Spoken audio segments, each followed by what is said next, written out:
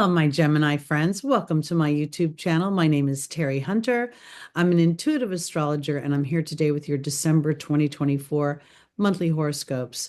These horoscopes are based on whole sign Western astrology. So when I'm talking about Gemini, I'm referring to Gemini as the first house and the rising sign. This is also applicable to Gemini Sun, Gemini Moon, and if you have 3 or more planets in the sign of Gemini, this video is for you as well. When I refer to a day and a time, it's based on the Pacific time zone, so please adjust for your location. The month hosts Mars starting a retrograde. It's going to ultimately end up in an exact opposition to Mars by the end of the month. Big deal. Big deal. Neptune is going to go direct in Pisces and experience the last few degrees of Pisces and its rulership before it moves into Aries in March of 2025. This is going to be a significant energy change. Neptune has not been in Aries since 1862 during the United States Civil War. I'm pretty sure that's the date, but I will check it in the video when I do the video on it. We are going to see Mercury go direct in Sagittarius, but Mercury is making an almost month-long opposition to Jupiter. The orb comes and goes, but the conversation continues, and these two planets make a square to Saturn, with Jupiter and Saturn having their second exact square on the 24th, I believe it is, of December. So those are the highlights. Let me pull up the chart and let's look and see how this is going to affect you, Gemini, specifically. All right, I'm going to go to the 6th because that's when the action starts. Not that it isn't continued action, but we see that Pluto, and I'm actually going to go to the 7th. We see, okay, so on the 6th, Mars went retrograde, and I think that's important. Mars is going to retrograde until February 23rd, 2025, and it's going to retrograde back to 17 degrees of Cancer. Cancer is your second house, Gemini, and Leo is your third house. So it's moving from the house of communication, from the house of it's an overlay because the Leo energy wants self-expression. It wants to enjoy itself. It wants to have pleasure and fun and enjoy hobbies. And at the same time, there is this overlay of communication, teaching, interacting with other people. So you're going to experience this sort of push-pull between this idea of as it moves back into Cancer. Okay, it's going to start to trigger old things from how you were brought up, how you were potentially your mother, the Cancers, the maternal energy, how you nurture your skills, how you use your voice. This is going to be very pivotal for you. And the whole time, for at least for the next few, this month and the beginning of the year, Mars is in this opposition to Pluto, which is pulling up this deep psychological imprint that you may not even be aware of. Because oftentimes Pluto governs things that we have no conscious awareness of. It's just things, it's a platform that we think is practical. Well, I have a fear of no money, but actually money is a vibration. Money is when you believe you have money, money draws into you. And we can see here, speaking of money, Venus and Pluto are in an exact 0-degree Aquarian conjunction in your 9th house. This is the 9th house of beliefs and the house of innovation. So you really have an opportunity, Gemini, to renovate and to rethink and to move into the future and to utilize your genius. The 9th house is also a business house. Traditionally Sagittarian, it rules writing, publishing, it rules branding and content creation. I think of it as creating content for these various platforms. So there's an opportunity for you to use your voice, to use the transformations you've walked through to bring more bounty. But part of it is Gemini is going to get to be innovative and move into the future within their mind first. So technically, Mars retrogrades in Leo from the 6th of December until February 23rd. We went into the shadow period in October, and we don't come out of shadow until May of 2025. This is where the retrograde has like this hangover period where you can feel the energy, but it's dissipating, but it's still palatable. We see Neptune go direct here on the 7th. And I think that this is important too, because Saturn is going to catch up with Neptune. Let me move a little, let me go to the 8th.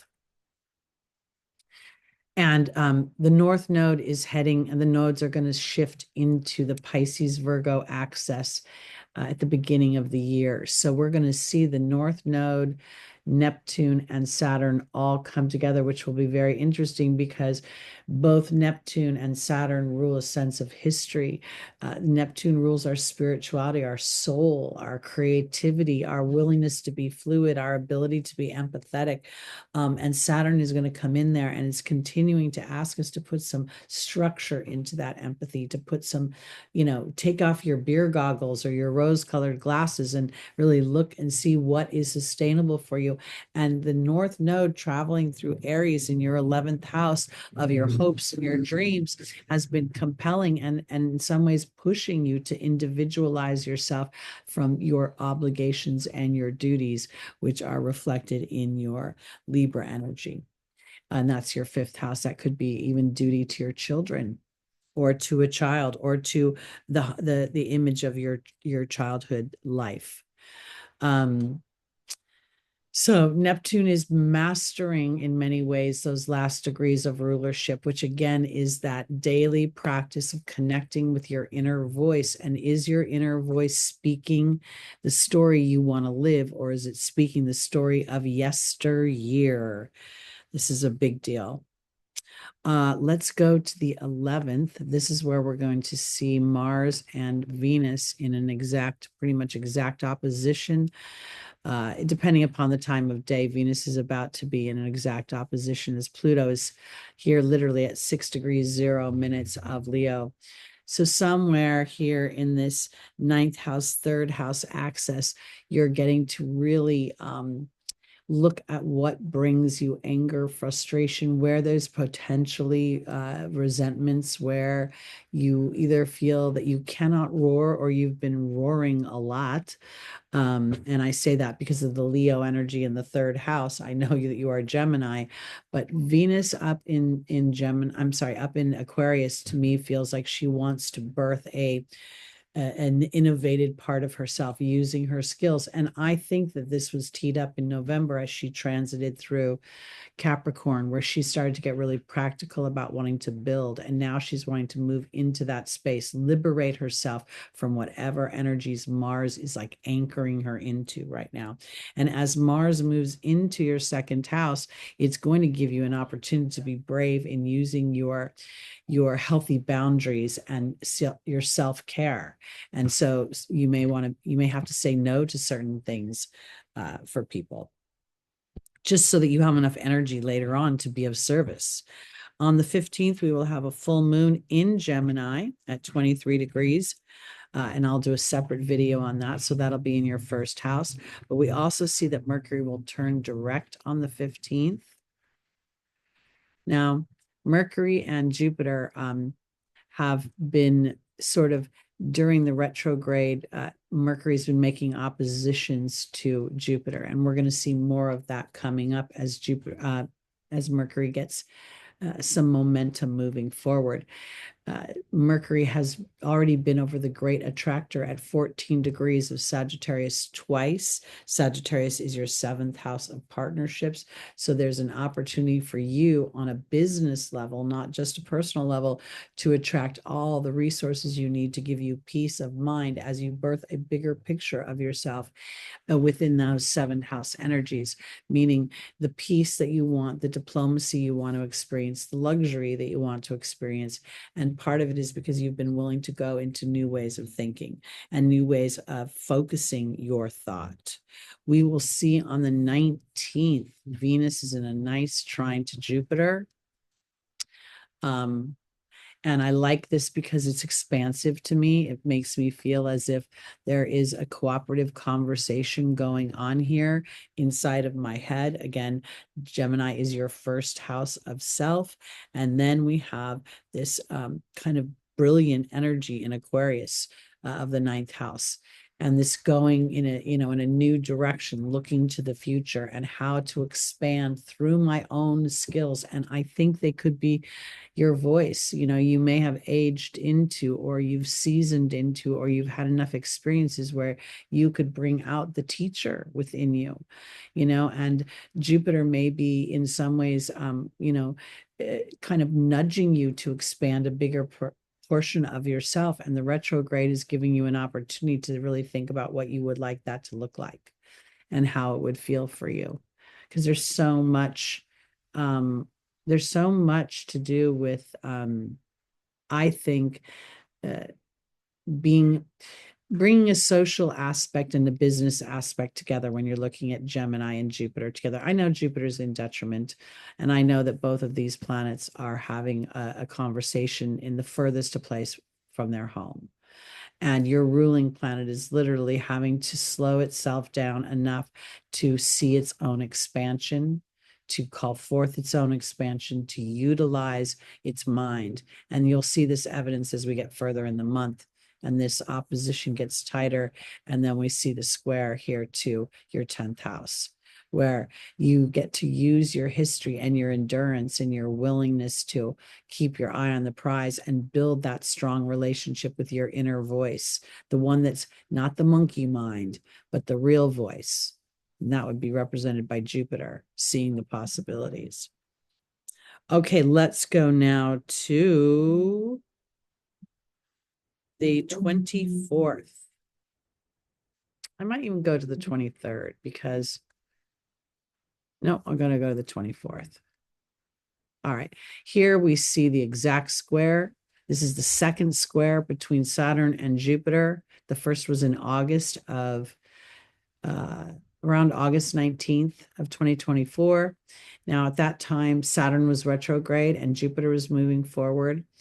To me, this is a growing T-square, and it's really bringing an awareness of the small thoughts, the large thoughts, how to create a bridge between the two of them so I can take my bigger ideologies and things I want and bring them into my house of myself, and to experience in a practical way my expansion. And in doing so, I get the rewards of my history. I think this is really powerful because there's this feeling of awareness, but not perfection. Perfection is not expected. The universe doesn't even expect perfection. It just wants the dominant amount of time to be focused on the direction that you want to go, or the experience you want to have, or the feelings that you want to have. And sometimes our everyday lives and our duties and obligations and the things that Mercury runs tends to move us out of our dreamland. And Saturn is asking you to create sustainable dreams, use your creativity, your spirituality to really create an anchor in something that will create reward. There's money to be had from Saturn. There's money to be had from Jupiter. There's money to be had from Pluto, and there's money to be had from Venus. On the 30th, we're going to have a new moon in Capricorn. I'll be doing a separate video on that. Let's go to click off here. I'm going to go to the 27th. And now we see that we have this really strong T-square. And at this point, Mercury is exact the great attractor. This would be a wonderful time for you to use your ruling planet to take some time and set intentions and to really identify your belief system. If you have a wobble, if you have the doubt, if the doubt is stronger than the faith, then it would be good to pray for faith or to intend for faith, because I believe that this T square, as the focus being on Saturn, is some sort of opportunity to do a soul's shift. There's an imprint of some kind that Saturn represents, and Pisces itself represents a soul's history and a wanting to escape, wanting to hide. And then you've got this public house, Gemini, this 10th house, so you can't really escape it. And there could potentially be, through your spiritual practices, a lift of depression and fear that you didn't expect or anticipate, and yet it becomes very palatable in your everyday experience because you've somehow created a seesaw or a bridge between your mind and your faith. And I think that's really powerful.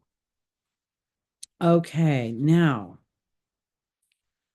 let's go to the last day of the month, which I think is pretty dang intense, because now we see the exact opposition between Mars retrograde and Pluto.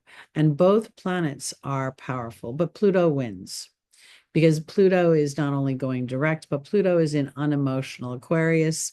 No offense to Aquarians everywhere. And Pluto is willing to do whatever it takes to excavate the manure, the toxic waste.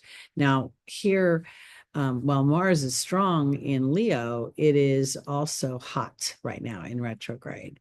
And it can't really win the argument with Pluto, because Pluto is continuing to query over and over again that Leo energy of how you think and what you speak, and as it goes back into the house of your voice, Cancer, and it goes back into the house of how you self-nurture and how you respond to your family. It's going to task you to really go down to those depths.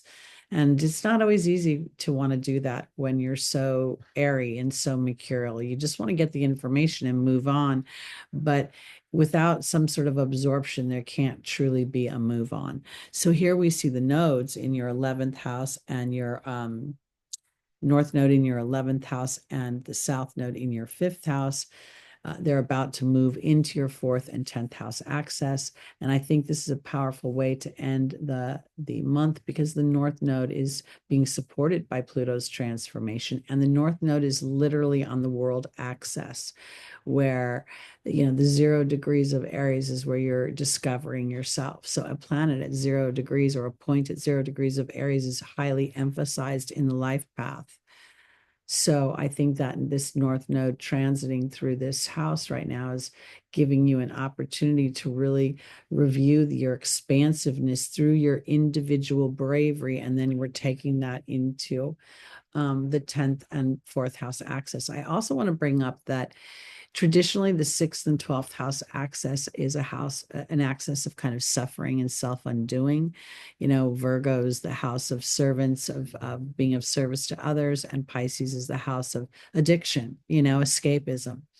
So here, while it's not in the same house structure, we still have an overlay of something that gets to be balanced. There's something that gets to be looked at, but not through the eyes of criticism, not through the eyes of perfectionism or judgment, but through the eyes of compassion and empathy. And through that, I think you'll find an easier way to operate with the mind that will never be quiet. It just doesn't do that. So for my Geminis, it's always going to be a little bit about a balance between the mind and the heart, and understanding that the mind is the device of the heart. The mind is the servant of the heart. And as you recognize that, you'll become so much more powerful in your co-creation. Okay, that's it for me, Teri Hunter, for December 2024. Please like, please subscribe, please share, hit that notification bell. There's going to be lots of content coming out. Check out my new Instagram account. We're creating lots of content for that. So hope you'll go over there and follow me there. And in the meantime, have a wonderful holiday season, regardless of your dynamics. There's always joy to be had when we follow our heart and treat ourselves as well as we would treat others. All right, everybody. I'll see you soon, Gemini. Bye-bye.